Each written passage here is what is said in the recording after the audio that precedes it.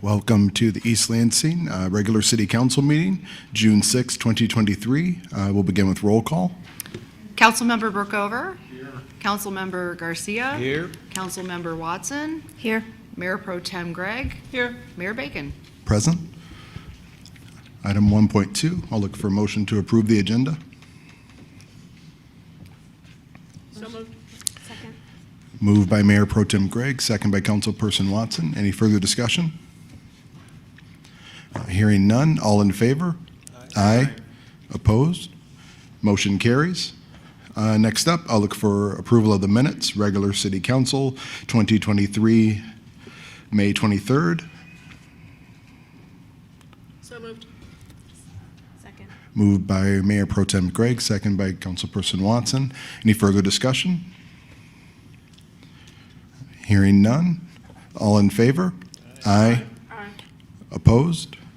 Motion carries. All written communication received by council are posted to the online agenda packet. And there's a special communication from 1090 Trowbridge for 6/6/23 public hearing comments, Arbor Forest. Next up, communication from the audience. I see a couple of people want to speak. You're able to speak now if you choose to, or you can reserve it for the public hearing. I can allow it either way if that's what you guys want to do. It's going to be your choice because it's on the same subject. The public hearing. Okay, thank you. So if there's anything outside of item 4.1, feel free to make public comment. All right. Seeing none. Anyone on the online? There are no callers in the queue. Okay. Thank you. Next up, communication from Mayor and Council. Councilperson Garcia. Nothing. Thank you. Councilperson Brookover. Nothing, thank you. Councilperson Watson. No, thank you. Mayor Pro Tem Gregg.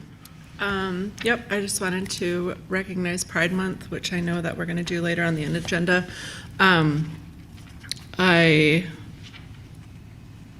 I don't know, I think it's a happy occasion, but I always have to mention that it's not just an excuse to have a party and a parade, that these prejudices are still very real. I can tell you I've got 3 transgender kids that have moved their way through various sectors of our public school system and are definitely facing different kinds of bullying than their peers. And unfortunately, it's not fully safe for everyone who would like to be out. So for those people who can't be recognized this month, I wanted to let you know that I see you and I'm fighting for you, even if you cannot be fully out and part of our community. So that's all for me today. Thank you. First, I'll build off that. Definitely recognition of Pride Month of June 1 and our upcoming Pride event on June 30th. Looking forward to welcoming and being a welcoming community. And thank you to the city, obviously, for raising the Pride flag in support of members of our community. Next up to that, congratulations to the grand opening of the Aquatic Center and all the hard work that it took to get that done and the timeliness of that. Congratulations to Kathy on beaming with pride and excellence and record-breaking first day per our director. Pretty close. So excellent first day. People were clamoring. I posted it to my social media. It's the most shared, reposted thing that I've had in a really long time.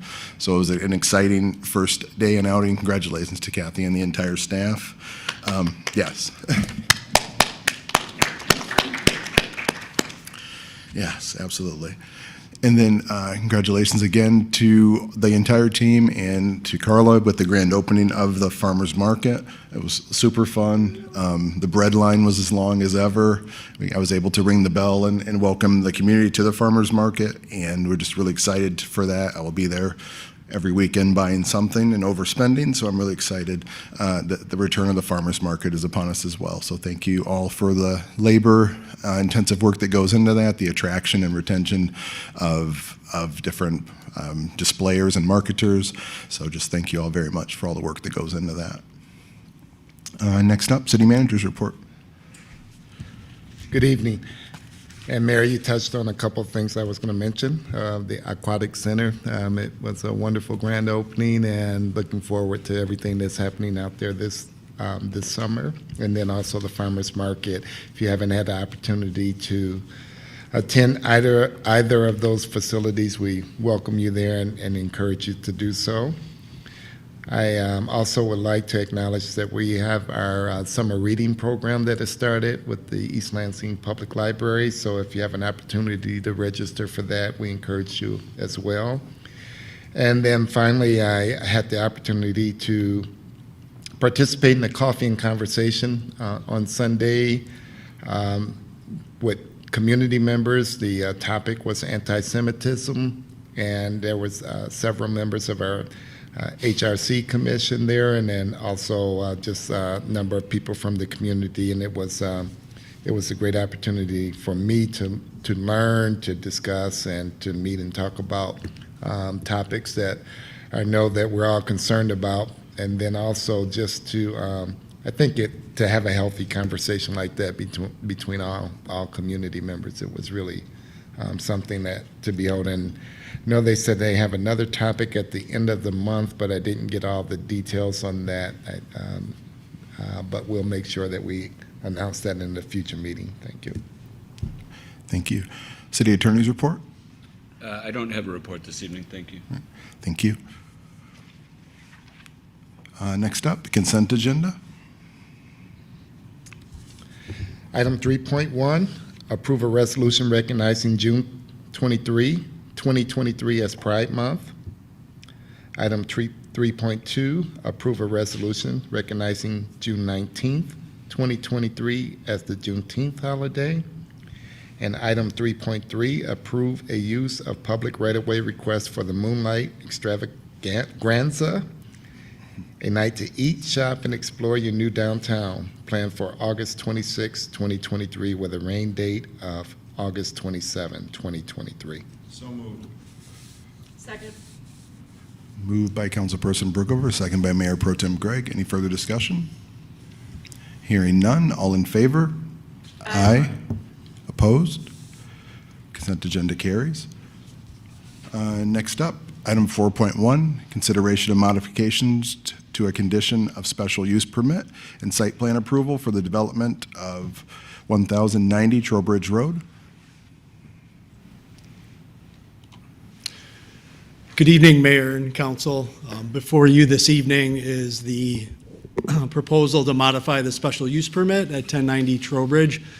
The request is to change the hours of operation for the drive-through from 6 a.m. to 9 p.m. to 5:30 a.m. to 9 p.m. So changing that opening time a half hour earlier, again, from 6 a.m. to 5:30 a.m.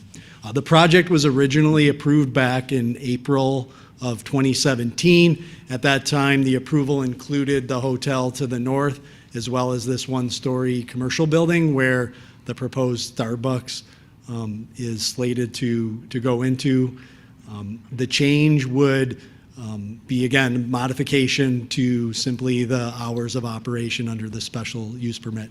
The Planning Commission held an initial public hearing on this matter on April 12th, and then they considered it at its subsequent meeting, and they voted 6-1 to recommend to City Council approval of the modification of the half-hour change in time.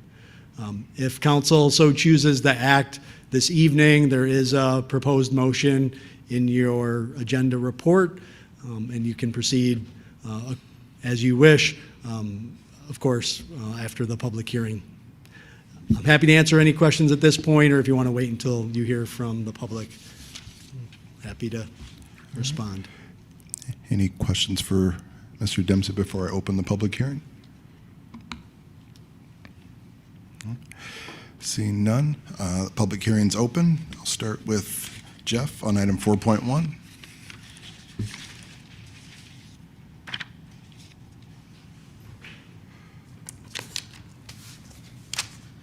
Thank you. My name is Jeff Friedel. I live in the Ivanhoe neighborhood, and just to make it clear, I am in favor of development of business in the Trowbridge corridor. I've been accused otherwise in the past at these meetings. I repeat, I'm in favor of development. But I have concerns. We make decisions with very isolated analysis. For example, the analysis of impact on traffic on Trowbridge was an update of a 2017 traffic study. I am concerned that the update did not account for the effects of construction on US 127, which will be ongoing through 2026.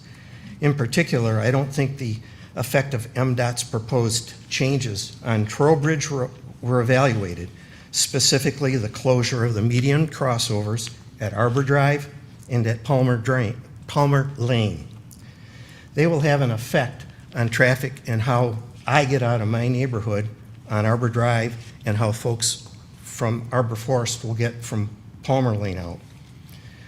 The effects of these closures will drive all the traffic wishing to go east from Woody's, Swagoth, Spring Hill, and the new commercial strip, including Starbucks, will drive them, instead of being able to make their Michigan left to go east at the end of Palmer Drive, they will be forced to continue west past Arbor Drive to a relocated Michigan left up by US 127.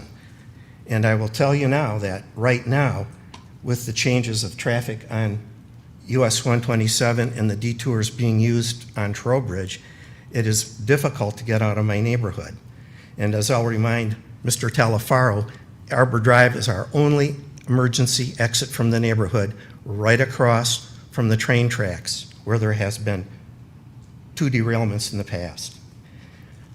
I think that, in summary, I think we're making isolated analysis of issues such as traffic on Trowbridge Road without looking at the cumulative effect. And while I don't want to impede what's going on relative to development of the businesses on Trowbridge Road, specifically for the coffee shop, I do think it's incumbent upon us to start thinking in a little bit broader perspective and look at a cumulative. Because in the past, when we were told that extending Trowbridge Road onto campus wasn't going to change the traffic, and the traffic studies said that it wouldn't change the traffic, they were woefully wrong. Thank you for your time. Thank you. Sabrina, item 4.1. Several handouts as well. Thank you.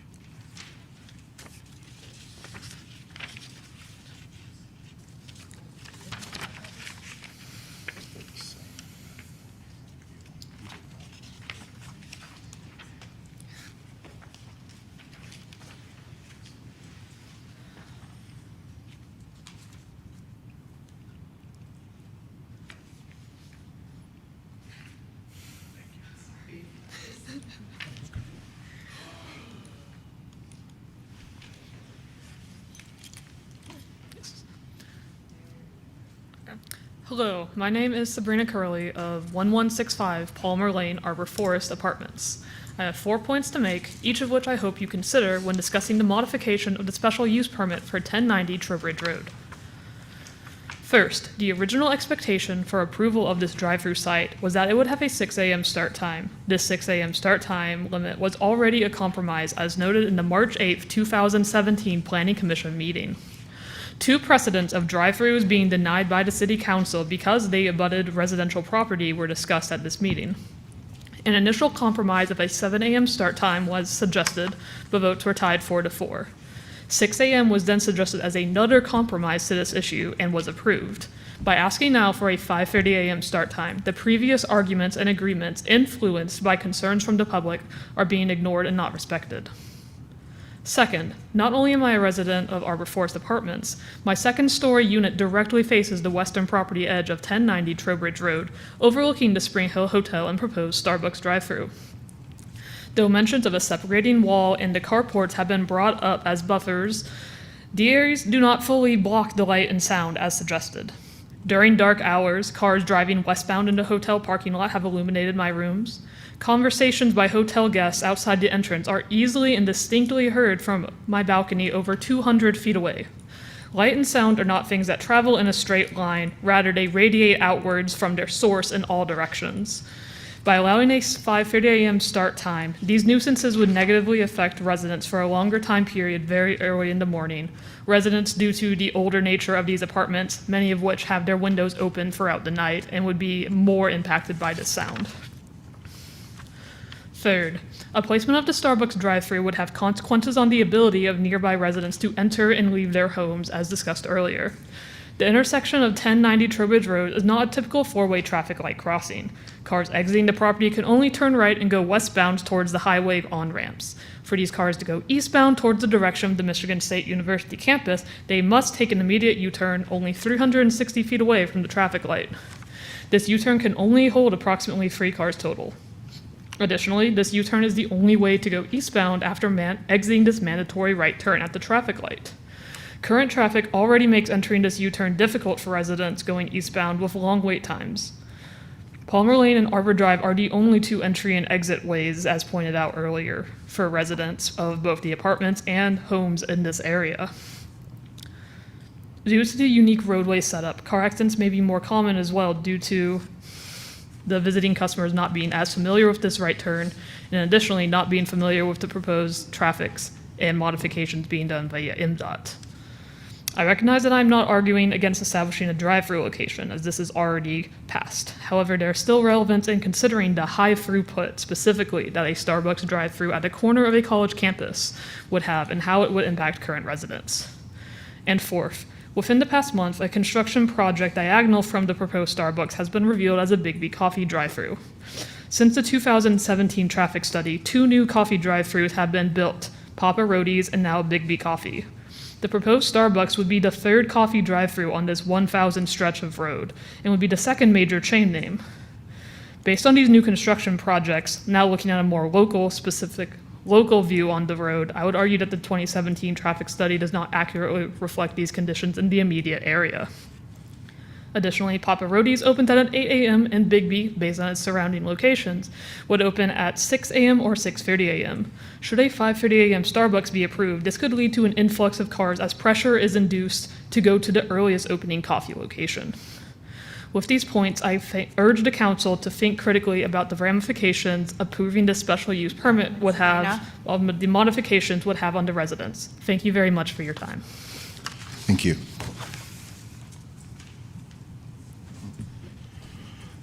Floor is open.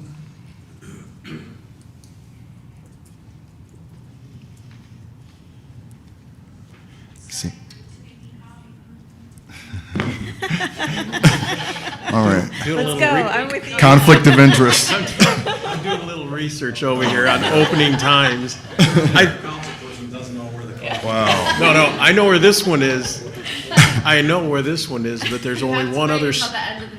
There's only one other Order store Gosh. that's open at 5:30. So I'll reserve my comments for that. All right. Sorry about that.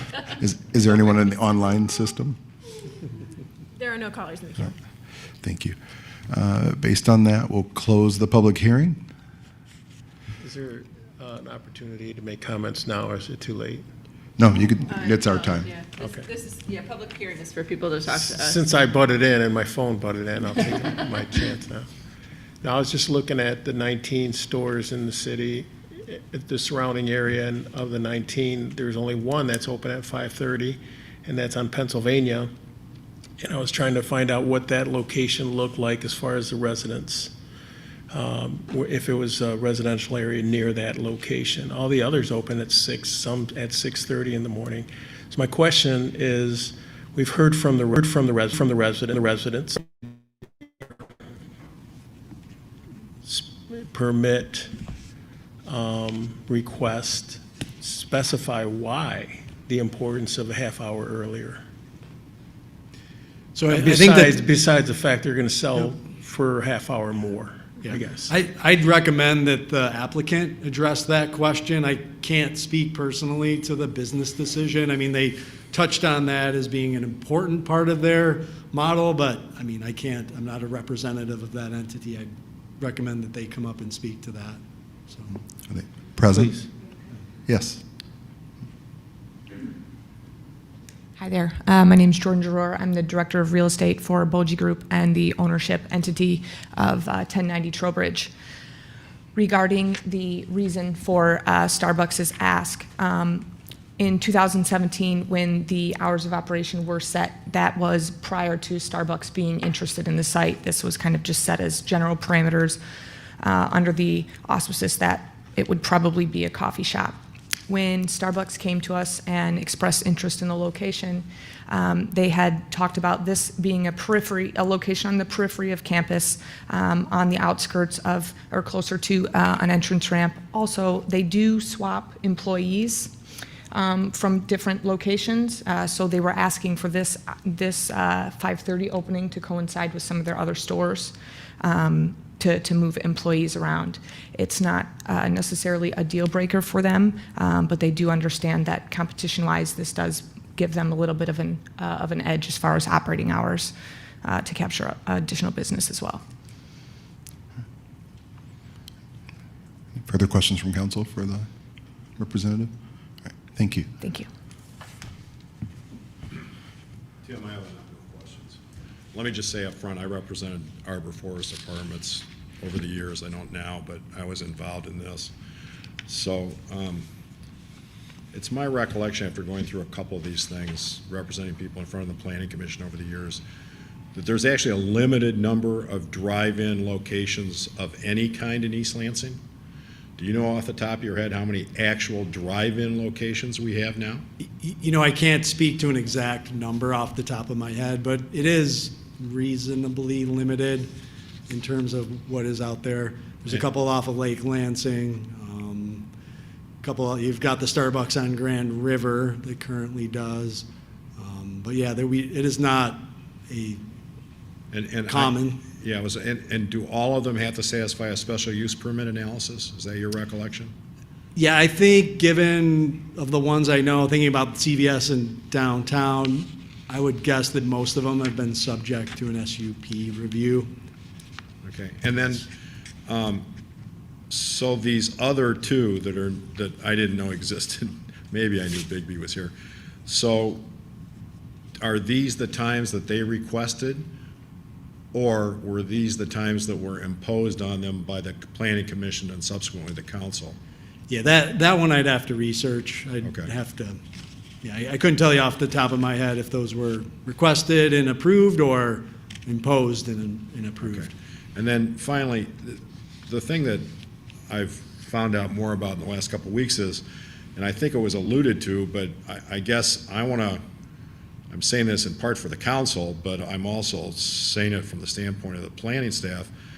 It is now my understanding, and maybe our public works people can tell me about this because we talked about it, but it's now my understanding that where formerly there was an ability, so you have the what I call the crossover at Arbor Drive, is it? And then there was also an ability to cross over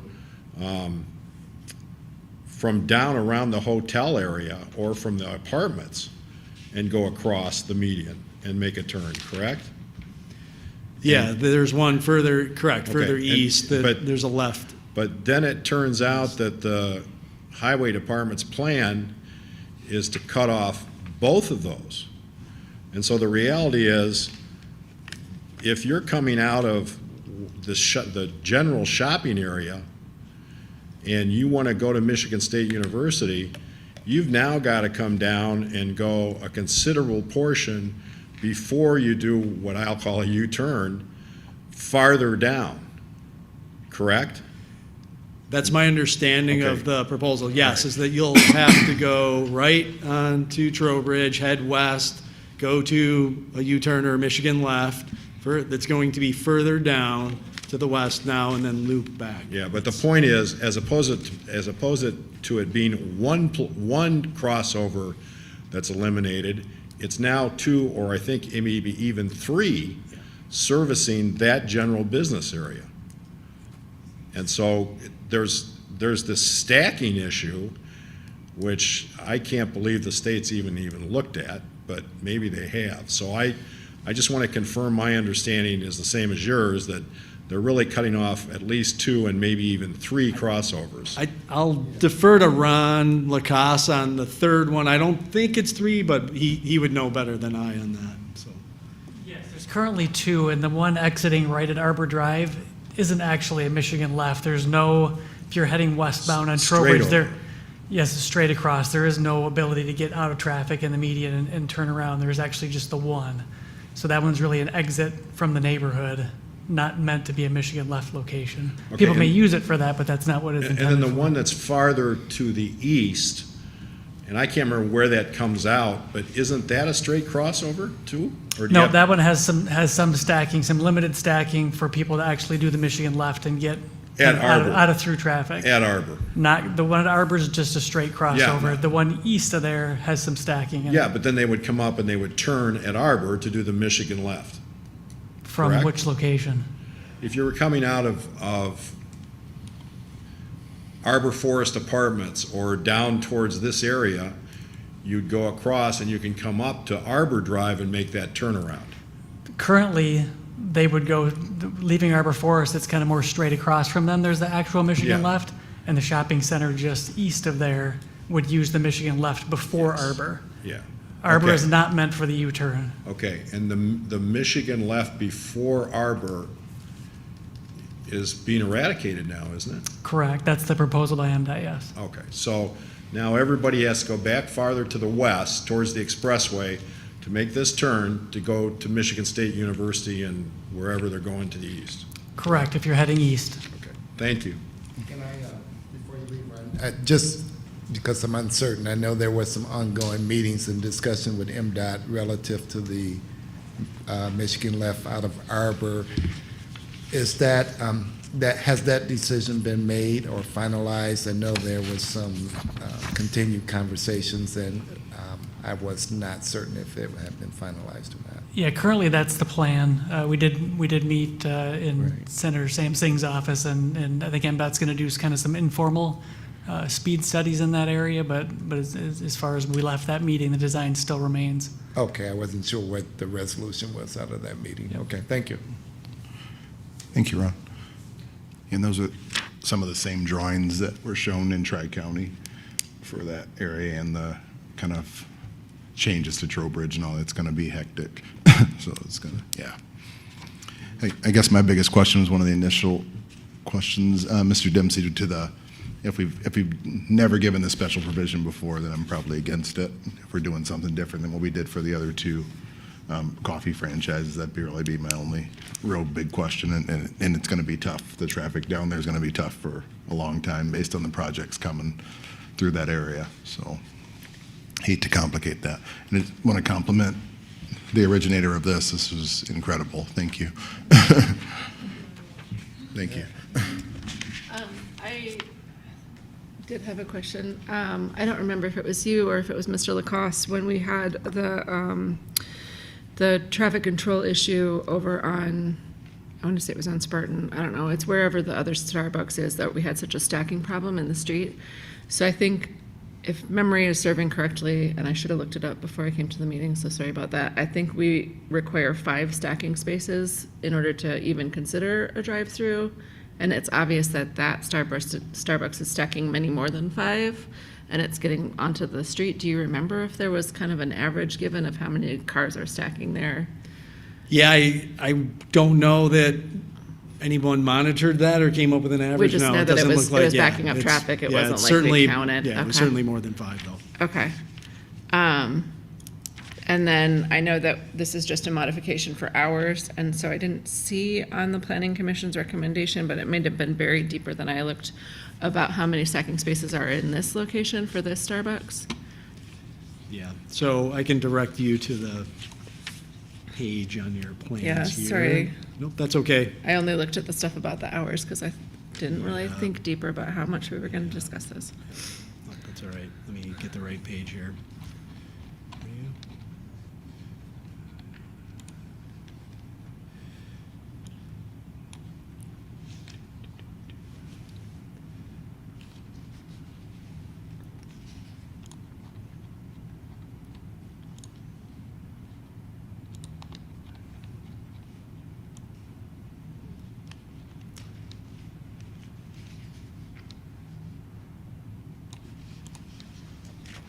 Yeah, actually, the diagram, let's see, on the scaled plan here on, it would be on your report, I believe, I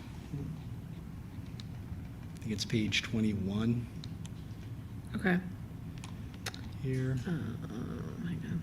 Maybe- Actually, you know what, that's not, that diagram isn't showing it properly.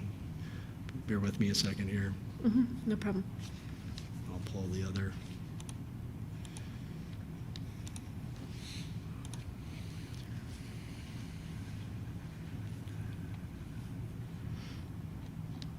And then, sorry, while he's looking for that, I had one more question from the owner. So I just kind of looked at the other opening times for the Starbucks, and the standalone Starbucks are 5:30, but then there's the one in the Union and there's the one at Meyer.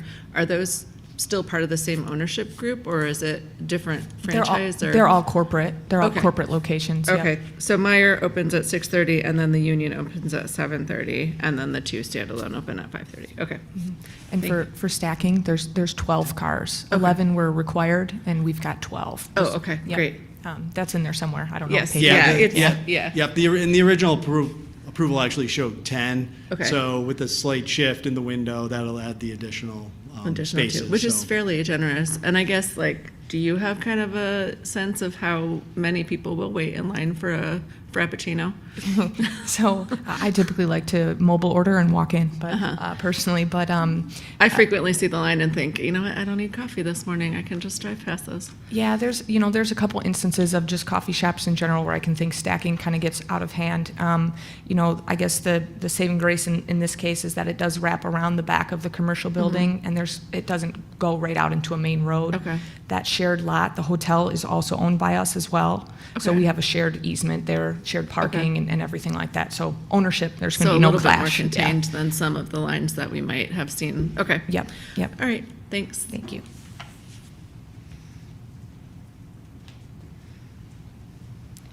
And thanks, Tim, for scrambling with that. Questions? I just have questions about the 2017 parts that were done in 2017. They don't have like an expiration date or a time where things have to be relooked at because it's been 6 years?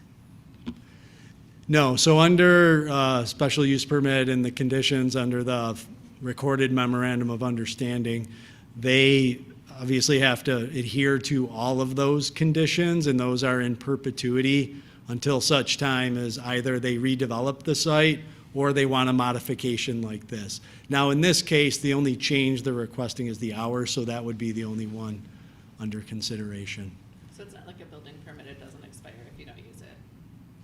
Right, well, this is where it gets nuanced. So it does expire if they didn't build it. So if they never constructed it, they would have 12 months. They could extend it for an additional 12 months for 24 months total.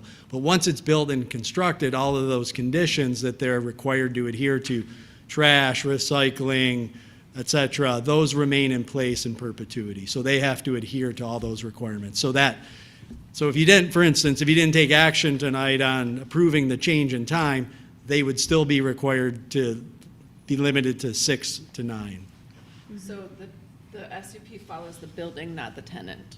Is that kind of? That's correct. Okay. That's right. So properties might change hand, different owners. That's why the memorandum of special use permit is recorded, so that in the event of a property exchanging hands under a title search, you would hope that your legal team would identify that document and be able to discover it so that 10, 15, 20 years down the road, you know what those conditions are.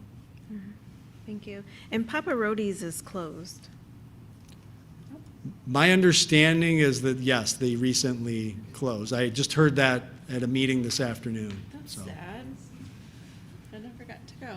I guess I should have done that more aggressively. It's your fault. And the other thing I just wanted to say, just kind of to the tune of what other people were saying, I don't think the 5:30 a.m. opening is necessary or a good way, because there's other coffee shops and other places that might start them opening at 5:30 a.m. And with residents, people trying to sleep, it makes sense to me that it stays at 6 a.m. My last question, Tim. So we're really just, the question is just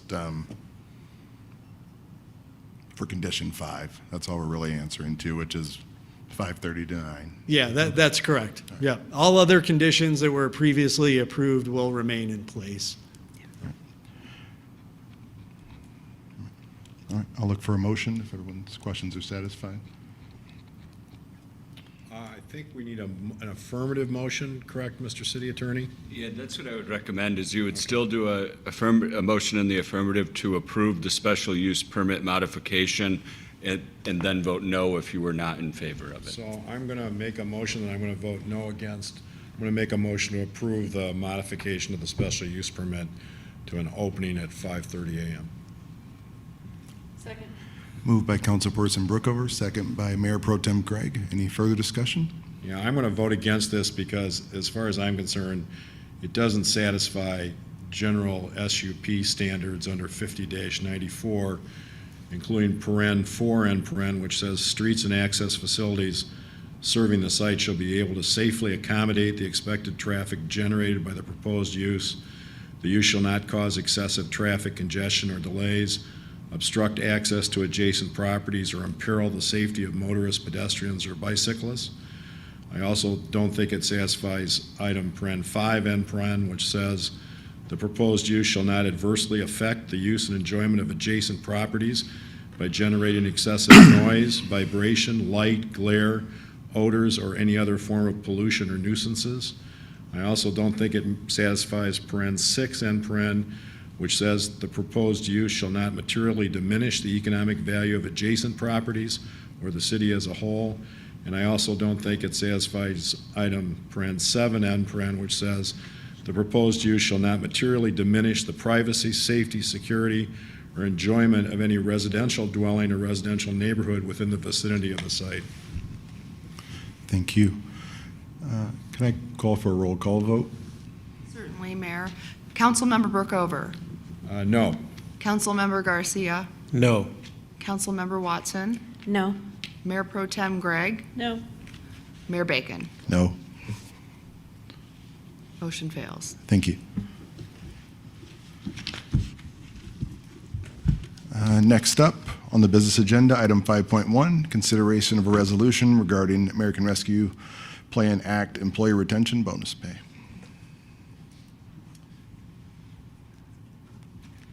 Good evening. I'm going to open the discussion, and we do have Penny in the audience. I don't know if you'd like to come up. I told her I was going to not put her in the hot seat entirely.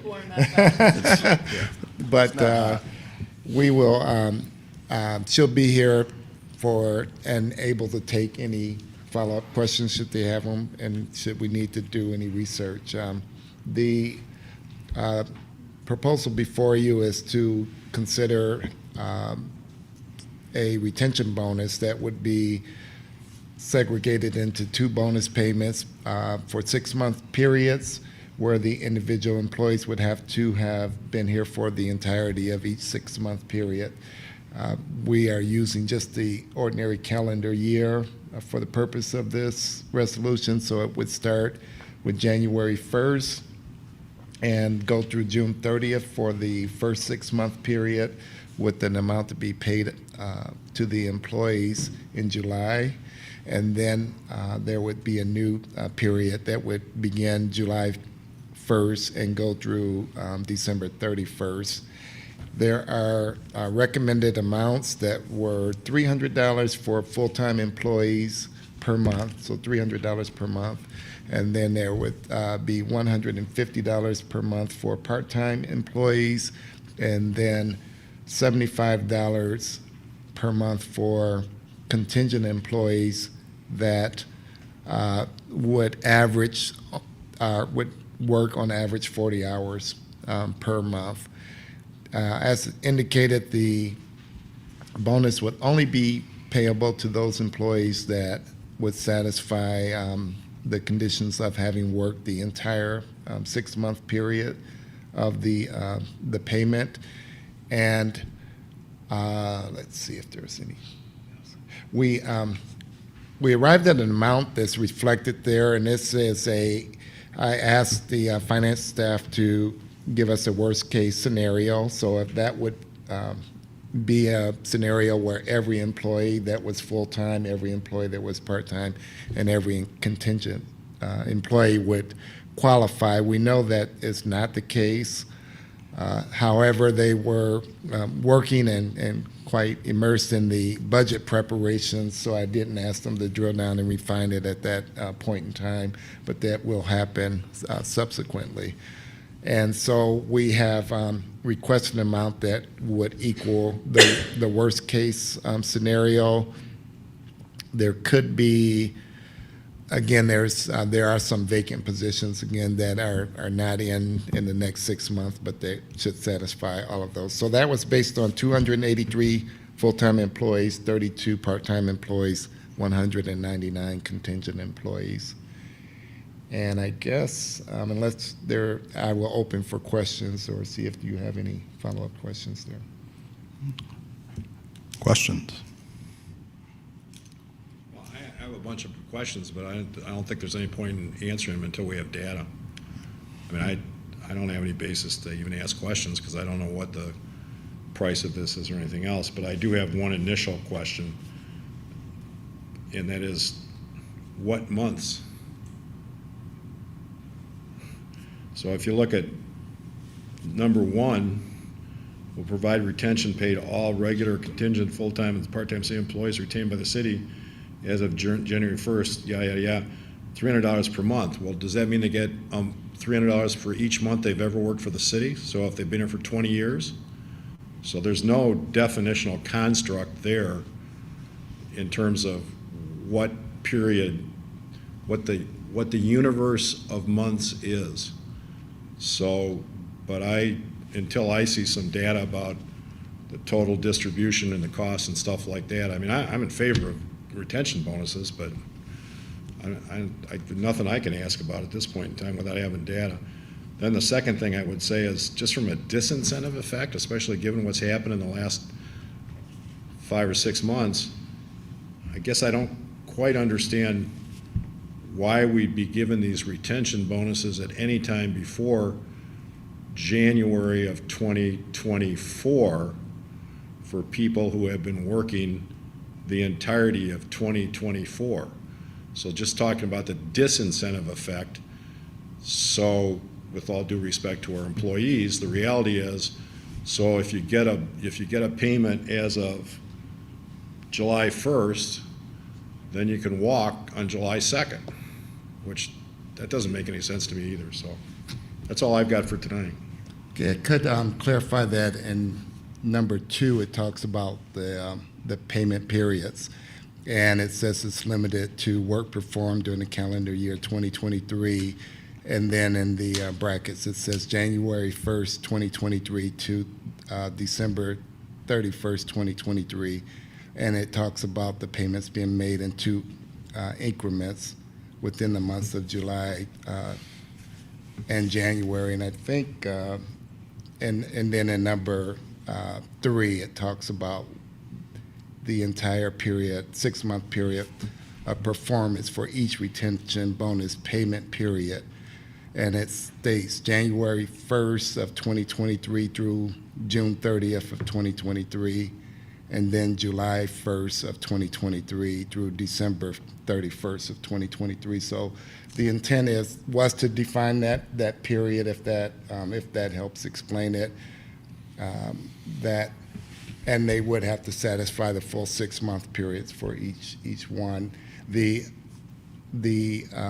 intent also was to pay the employees after the work has been performed. So for someone that would have worked from January through June 31st, then they would be paid in July. And of course, they could, at that point, if they had decided to leave, that would have been paying them retroactively for the prior 6 months, and then the other payment period would begin on July 1st, going through December 31st, and they would be paid January of 24. We wanted to, of course, this is being proposed under ARPA for one thing, and then the other was that there is an acknowledgement that there may be some considerations that may be necessary for our calendar year 24, but that would be a discussion that would perhaps happen later if it needed, or if it happened at all under a new city manager. Right. I got a couple things, probably great, first of all, and the effort of this is awesome for that part, but to Councilperson Brookover's points, the specifics, obviously, that we tighten them up on the specifics, but more over, I think tying something in here where we're looking at right sizing and some other things as well as far as retention goes. I think that was another question.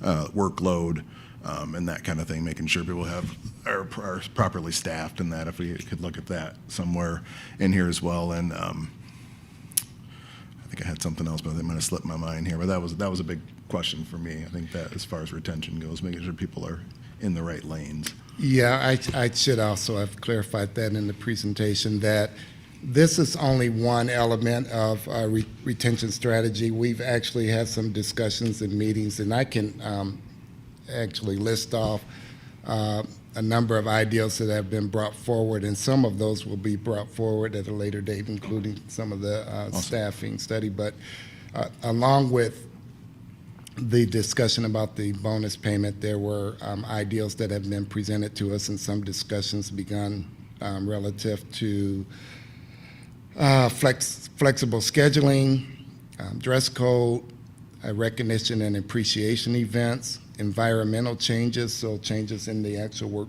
workstations, technology and software enhancements.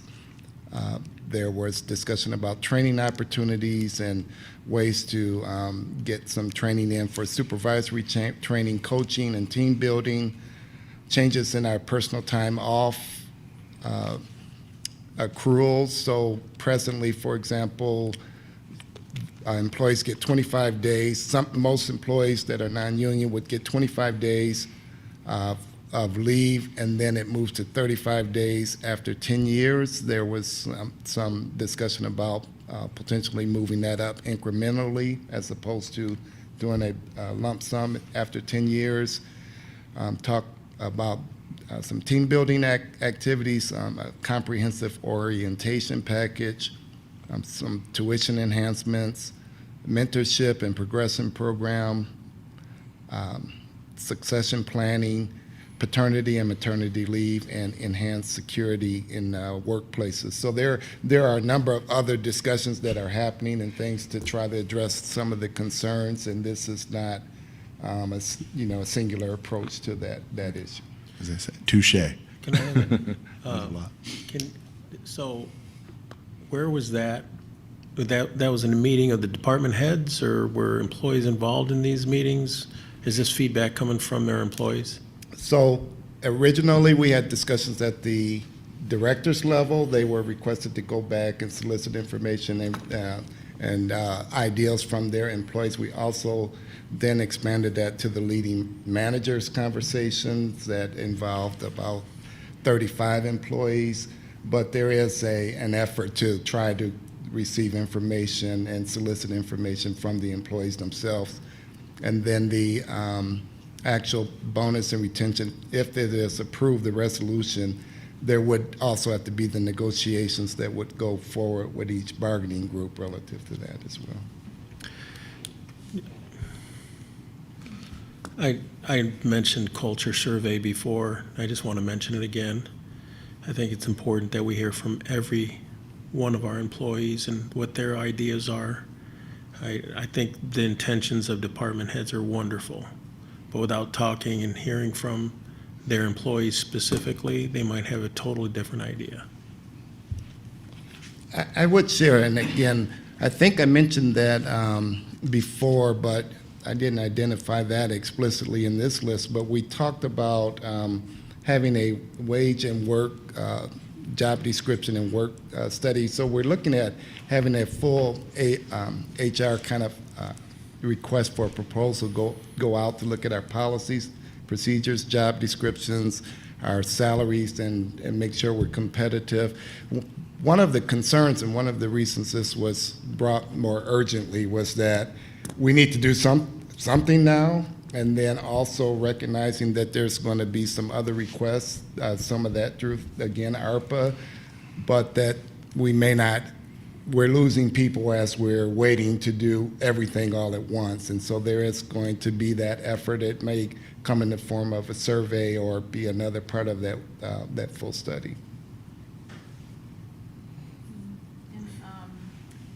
City Manager, I had sent you an email with a lot of questions in it, and to Councilmember Garcia's point, I think what you're saying about the wages comparables is different from the question on the work culture and like the work environment. And so it's, to me, like both those are important, definitely the wages, but also are we inviting people into environments that need healing or need work or need leadership support or something like that. And so, but anyways, will you say those numbers again that you gave of like employees, like you said 273, will you give those numbers to me again?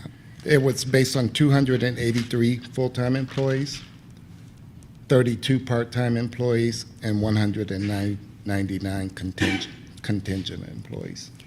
And these are all people that have been with us since before January 1st? No, it's the entire workforce. Some will not qualify because they have not been here that long or satisfy some other condition of the resolution. But we just wanted, again, to give kind of the biggest financial impact that is possible so that we know it should be beneath that amount. Thanks. And do you know how many won't qualify? We do not at this point. I mean, and again, that was just really because of all of the work effort that was being done for the budget preparation. So some of the ARPA discussion was separated intentionally just because everything was focused on getting the budget done to meet the statutory deadlines. Thank you. My last question, when we had the ARPA discussions as union people here and in my day job, the unions are brought along and there's some value in having them at the table in the beginnings. And so I know you mentioned the letter of agreement, but let's say council says go forward with this, then you present them with a letter of agreement and then they can make adjustments to what's been said, or is the message council already agreed to this, so you take it this way or leave it? So this would establish the parameters for the bonus, financial bonus that is agreed to. With regard to, again, the other discussions and ARPA discussions, one of the things that when I came, and I want to be careful how I say it because I know there were some ARPA meetings and discussions before I arrived, but part of what I heard was that perhaps some of the personnel and staffing issues weren't a part of that discussion, that the discussion primarily centered around infrastructure improvements and changes, and that, so we have not had an opportunity to have a full discussion that might deal with some of the other staffing concerns and also be inclusive of the infrastructure needs as well. So I think there is an intent to have that discussion and to begin that, but it was a little difficult during the budget season, and also because of all the vacancies that have occurred. We've lost so many department heads. That's also made it somewhat challenging.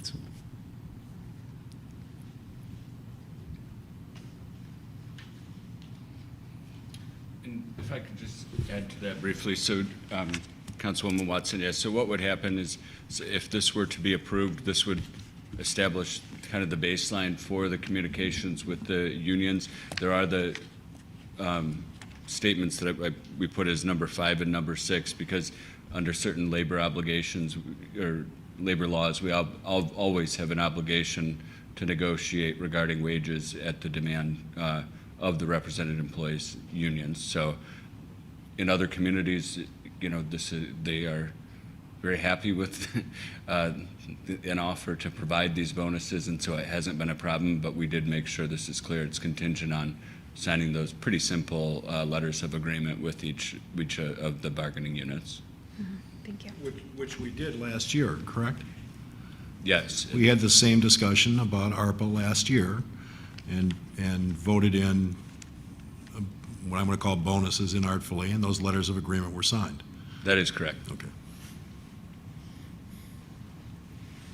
And a few unions took a little bit to, I apologize. I a couldn't hear you. few unions took a little bit to sign their letters of agreement. Yeah, at the time, they were in contract negotiation.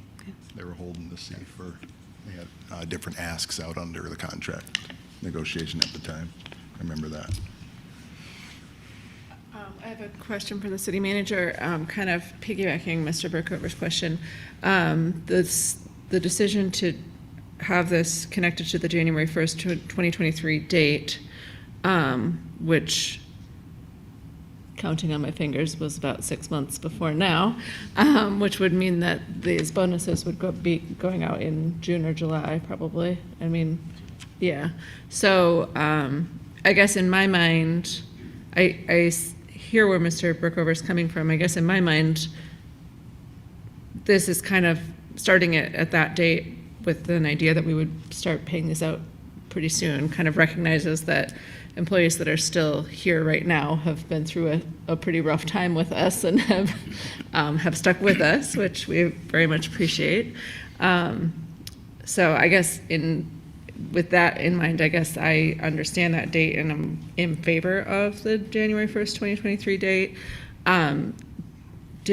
Do you have kind of an idea? I guess you did say something about 2024. So this one only authorizes 2 incremental payments, so it would be June, it would be essentially nowish. July and January. July and then in January, okay. That's correct. And so just to be real transparent with it, I knew that I started in February 13th. I knew that there had been some employees that left just before that period and some shortly thereafter. And I thought that it would be easier to track and manage just by using the calendar year because it was close to that start date. And so it is intended to be an acknowledgement of those that have worked through that difficult period, and then also hoping to encourage others to continue while we continue with our city manager search. And then I had one other question, which was the cap on the funding, which is $1,275,000. And I realize that you have not asked the department heads to dig in yet and find out exactly who is and isn't eligible. Obviously, we've brought on some people during that time. What happens if we exceed that money of the $1,275,000? Do we then kind of dial back the $300?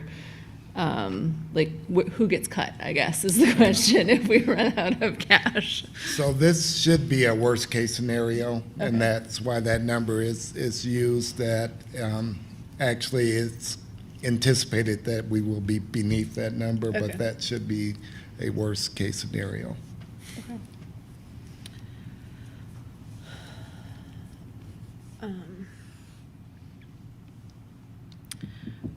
Well, I think just for purposes to move this forward, and then if there's some further conversation, we can do it afterwards, but I'll move approval of policy resolution.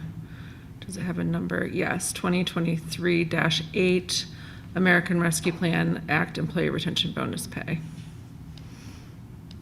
Second. Further discussion? Now, are we looking to place conditions on the final number, or you're comfortable with that? No, I just want to, if we do, it sounded like from, if I'm understanding, if I can just rephrase that in my understanding was that was based on the full amount of our employees, and that we know that it will be less than that because some people are not going to be eligible. So it should not exceed that number. That's good. Okay. Yep. Well, I'm I'm in favor of retention bonuses, but I'm going to vote against this motion because I have no idea how much this is going to cost the city. So, absolutely no idea. So I'm sorry, excuse me. I'm sorry. I'm going to have to vote against it tonight. That doesn't mean I wouldn't vote for it if we have the chapter and verse and the detail in terms of exactly who it covers and the amounts and everything else, but I'm not prepared to vote for this tonight. Is that something we could get later Well, and table this? And I wouldn't want to table it because I think, the intention is to reward people who have stuck with us through an unprecedentedly wild time. And they've been it's been heavily implied that this council is in favor of these retention bonuses. And if we continue to kick it down the road, I think that kind of erodes our credibility a little bit. So we don't know exactly how much it's going to cost, but we know how much it's not going to cost more than, which is $1,275,000. So if we're comfortable with that, I think we're okay, right? The question is not how much less than that will it be, but are you comfortable allocating that? I don't even know where that number came from. Right here, it's the whereas clause in the I know, policy resolution. Ma'am, I've read it. I don't know where that number comes from. It's multiplied by the maximum possible number based on the employees that we calculated. But we don't even have an inventory of the employees that are, I'll shut up. I made my point. I think I could request that, and hopefully we could retrieve that if that is the desire of council. We wanted to give, again, the worst case scenario in case you did want to take action, because the intent was to try to have the payments out in July because of the time that has gone. But the original memo that I had sent around to council talking about the idea of a retention bonus and those things, I simply did not ask the finance department to provide all that detail because I knew that they were working on the budget until just recently, and that was the only reason. So I did ask for a very, I would say generic, using if absolutely everybody in the city qualified for the full bonus amount, what would that number be, so that you would at least know what that is. We can work back from that. I don't know if we have a percentage of like vacancies or something like that. I would suspect that we're probably at least 15 to 20% short, but I don't know in what areas. I could ask that Penny and the staff get that more refined number and go from there. But I would also be a little careful on making the number too specific, because we do have some conditions that might be rather unique. So there may be someone that is classified as part-time, but part-time 35 hours, and there has to be some discussion about whether that's actually full-time or part-time, because they're getting full-time and part-time benefits and those things. So that was where the level detail was going to happen at the director level, and get some, again, have the numbers more refined, but we can do that if required. Councilperson Watson, I'll come back. Oh, I'm sorry. I was interested in if we could table it till we get more clear numbers on the number of vacancies or the number of people that aren't going to qualify for this. It's hard to make a decision for this without being able to back up that this was going on for the city and this is why I voted for it, and this is for the January 1st and prior hires. But it's hard to say yes to that without understanding more what the landscape is. And I think somebody knows what their vacancies are. I don't know how much, who that needs to come down to, but and how far it needs to be spread out. But like, I know on my team how many vacancies we have, or maybe HR doesn't know all of them, but it's like, I feel like somebody does know who the vacancies are for their teams, or there has to be something somewhere.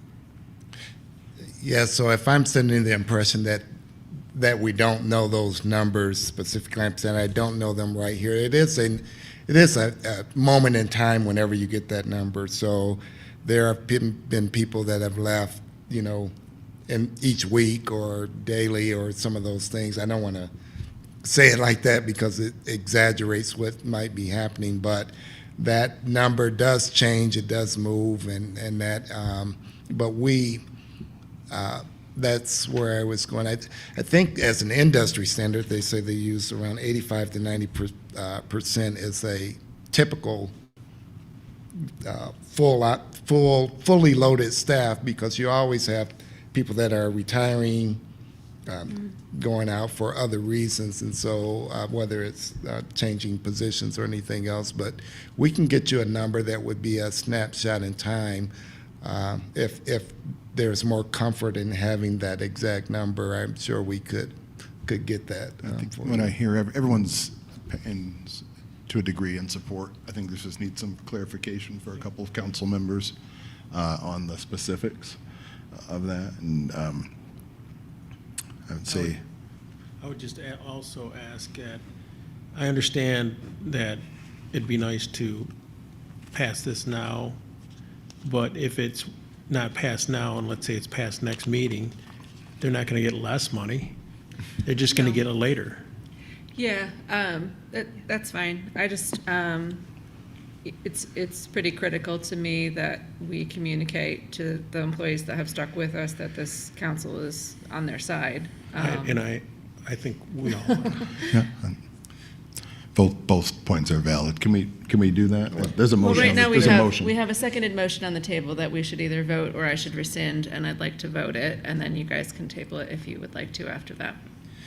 And just to address the statement, I do understand that. I think what we were attempting to do there was that there are because of vacancies, there are a lot of people that are working and are working more or taking on others' responsibilities as well. And so as we push it out, you have employees that, because there is a vacancy, someone is still doing that work and someone has had to do it. And so in some respects, it has been delayed already, and that was, again, why we were. I have a question for Mr. Chubb before we vote. If we vote and it fails, does that preclude us from bringing it back in a different form at another meeting?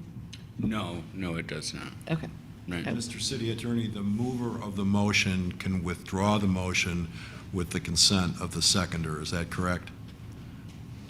Yes, that's correct. Okay. So are you moving forward with the vote? Yeah, Okay. if we're not endangering an approval in the future by voting, I'd like to vote it. Any further discussion? All right, hearing none. All in favor? Aye. Aye. Opposed? Aye. Motion fails, 3-2. And I think you have essentially got the temperature in terms of what needs to change. The direction I have is to get the exact employee numbers at this point in time. Yeah, I think, and from Councilperson Brookover, I think his question, I understood no more than 1.275. Were you looking for the exact number to replace that in the proposal? I just want the detail, the financial detail of what the program's going to cost. Yeah, I think a little bit more detail would be good for everyone in general, but the proposal's great. Are we able to bring this back next Tuesday? Next Tuesday will be a discussion meeting, so we'll have to add a business item. We should be able to bring it back. The detail that's required primarily had to do with identifying everyone's start and finish date. So there may be people that started February 3rd or March 6th or something like that. And quite that's frankly, where we error have to get to up. I mean, you wanted kind of what you did with the top end number of 1.275. You can, just don't estimate under. Yes. I think just don't underestimate anything. I think that's probably what would be more satisfactory, because I get exactly what it's going to be not the right number, probably, but don't underestimate it. Well, and that was, I guess what I was trying to reiterate there, Mayor, is that was why it was not as simple as just saying how many positions are vacant, because there may be positions that are filled but would only have satisfied 3 months out of this time period or 2 months out of the time period. So there's a little bit more drilling down that has to be done to see who would qualify in particular since January 1. Oh, yeah. I put it in the category of the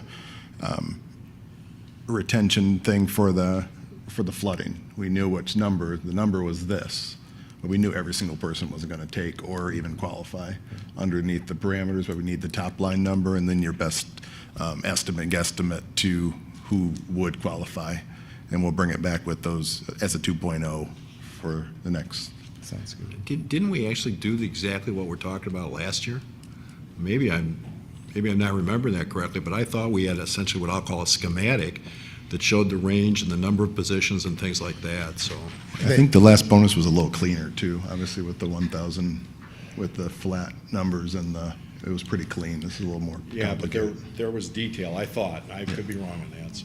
As I understood it, it was an amount for identifying who were essential employees, but not like their time in our date of hire, or time in grade, and different things. And so that would have been, so that number with the 283 and 32 and all of those were pretty clean numbers that we could give easily.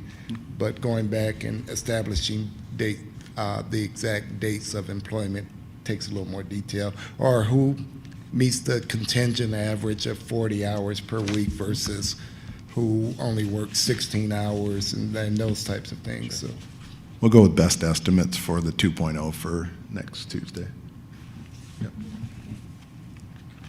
And then just so you're aware, so we already did make next Tuesday a special regular meeting to address some potential business items, so we could put it back on the business agenda. And the other thing is I'll work with Labor Council to try to start working on some tentative agreements subject to your approval so that we can get a more finite number, because all of our represented employees are contingent on obtaining those. Perfect. Thank you. And with that vote, meeting adjourned.